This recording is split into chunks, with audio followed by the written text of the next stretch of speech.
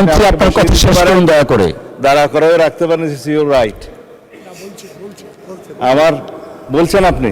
মাননীয় মন্ত্রী আপনার বক্তব্য শেষ করুন দয়া করে। মাননীয় স্বরাষ্ট্রমন্ত্রী মহোদয়। এটা মাননীয় স্পিকারের এখতিয়ার, যদি মাননীয় স্পিকার সময় না দেন আমি বসে পড়তে পারি। মাননীয় মন্ত্রী আপনি কথা শেষ করুন দয়া করে। না, আপনি অনুমতি না দিলেন, this is my point of order. যদি আপনি পয়েন্ট অফ অর্ডারটা ফর্মুলেট না, মাননীয় মন্ত্রী আপনার কথা শেষ করুন দয়া করে। দাঁড়া করেও রাখতে পারেন, ইটস ইউর রাইট।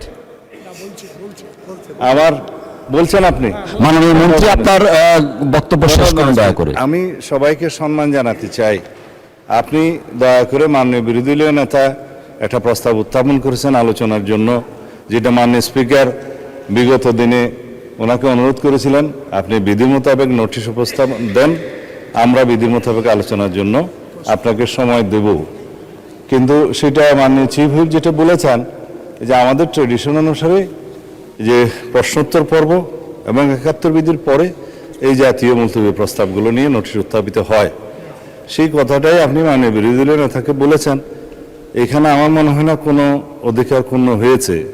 আমার মনে হয় আপনি প্রশ্নোত্তর পর্বের বাকি বিষয়টা যে ৭১ বিধিতে আপনি আজকে উত্থাপন করার সুযোগ দিবেন কি দিবেন না সেটাও আপনার এখতিয়ার, তবে এটা সংসদ সদস্যদের একটা অধিকার।